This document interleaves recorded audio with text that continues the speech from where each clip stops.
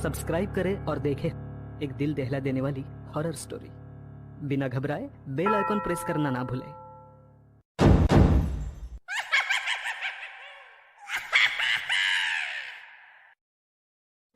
इस कहानी के लेखक है विजेंद्र कुमार कर्ण।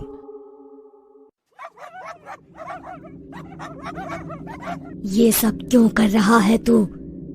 मार दूंगी, चला जा, अभी चला जा यहाँ से। तुझे पता नहीं तू क्या कर रहा है।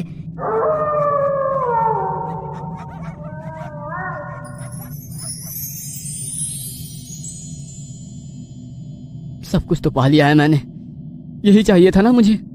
लेकिन फिर भी ये अशांति कैसी है मेरे मन में? क्यों ऐसा लगता है कि जेबें भरी है लेकिन अब भी मैं बिल्कुल खाली हूँ।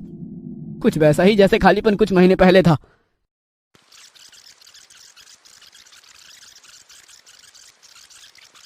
कुछ दिनों पहले की बात है।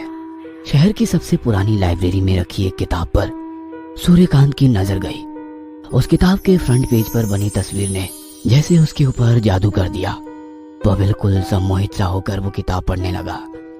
10 बजे दिन से पढ़ने का शुरू हुआ, सिलसिला रात के 9 बजे तक चलता रहा। सूर्यकांत उस किताब में लिखी एक एक लाइन को जैसे जैसे पढ़ता जा रहा था, उस किताब के प्रति उसका आकर्षण बढ़ता जा रहा था। रात के 9 बज गए थे, इसलिए 2-3 और लोग ही उस समय लाइब्रेरी में थे। लाइब्रेरियन बाहर बाहर लाइब्रेरी की टिक टिक करती बड़ी सी पुरानी घड़ी को देख रहा था। उसका बस चलता तो वो खुद घड़ी के कांटों को अपने हाथों से बढ़ाकर 9:30 बजा देता, क्योंकि 9:30 बजे लाइब्रेरी के बंद होने का समय होता है। लाइब्रेरियन का घर यहाँ से बहुत दूर था और वो चाहता था कि जल्दी से जल्दी घर पहुंचे, क्योंकि आज उसकी शादी की सालगिरह थी। सूर्यकांत किताब में खोया हुआ था। तभी उसके मोबाइल फोन की घंटी बजी। उसने फोन की ओर देखा तो उसमें लिखा आ रहा था नागपाल कॉलिंग। वह फोन की ओर देख रहा था और सोच रहा था कि फोन उठाए या ना उठाए। इतनी देर में लाइब्रेरी में जो भी लोग बैठे थे सभी उसकी ओर घूरने लगे। लाइब्रेरियन का मूड तो पहले से ही खराब था। उसने भी सूर्यकांत की ओर गुस्से से देखा और इशारे इशारे में उसने लाइब्रेरी के उस बोर्ड की तरफ उसे देखने को कहा, जिसमें लिखा था कि लाइब्रेरी में मोबाइल फोन को स्विच ऑफ रखें या साइलेंट मोड में। सूर्यकांत ने आंखों ही आंखों में उसे सॉरी कहा और फोन लेकर लाइब्रेरी के बाहर आ गया।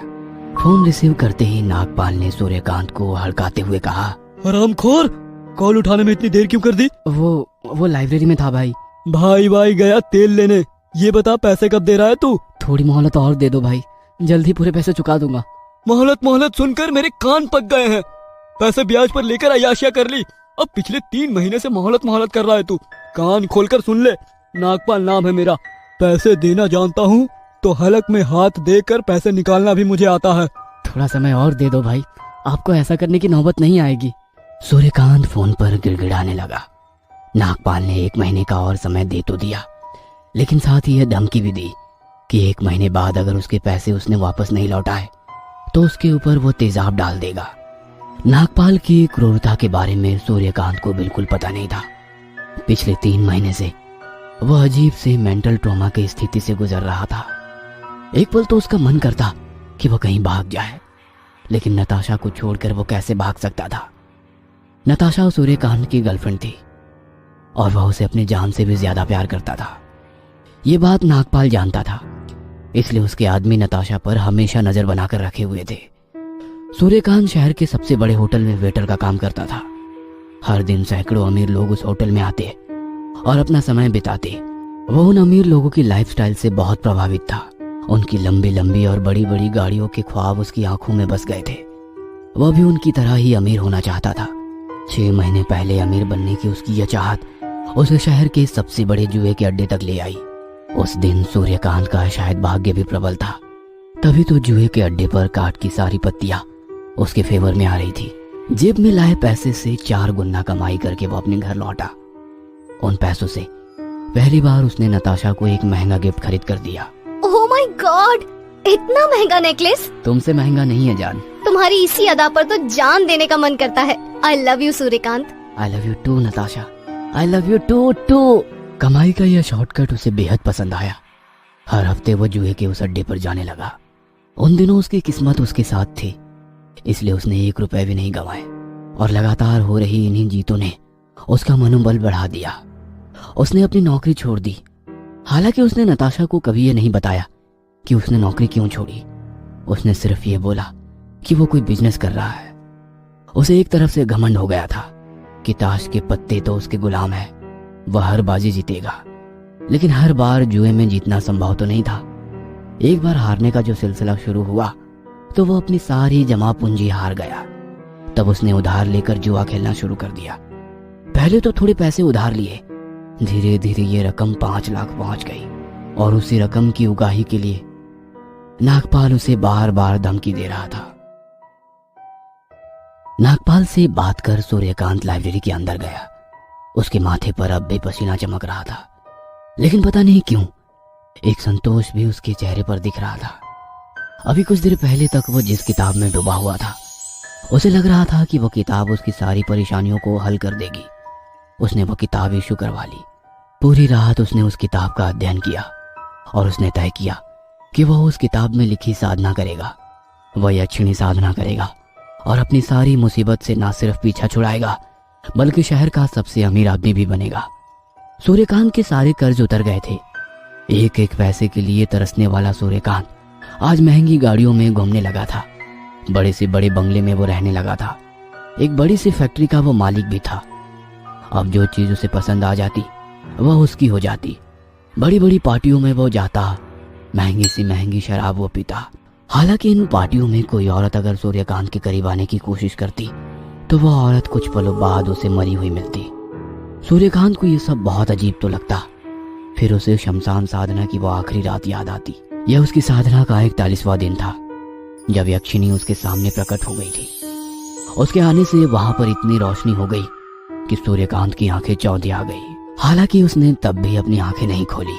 यक्षिणी ने उससे कहा, सूर्यकांत, मैं आ गई हूँ, अपनी साधना समाप्त करो। सूर्यकांत ने जब अपनी आंखें खोली तो सामने खड़ी उस औरत को वो देखता ही रह गया। इतनी सुंदर औरत ना तो उसने कहीं देखी थी और ना ही किसी से ऐसी औरत के बारे में सुना था। सूर्यकांत, इतना घूर कर देखने की जरूरत नहीं है। अब तो मैं हमेशा तुम्हारे पास ही रहूंगी।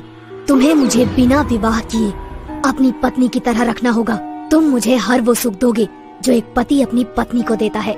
तुम्हें हर रात मेरे साथ कच्चे मांस और शराब का सेवन भी करना होगा। बदले में संसार की बहुमूल्य से बहुमूल्य वस्तु मैं तुम्हें दूंगी। और हाँ, आज के बाद किसी और औरत को सपने में भी पास नहीं आने देना, नहीं तो मैं उसे मार दूंगी।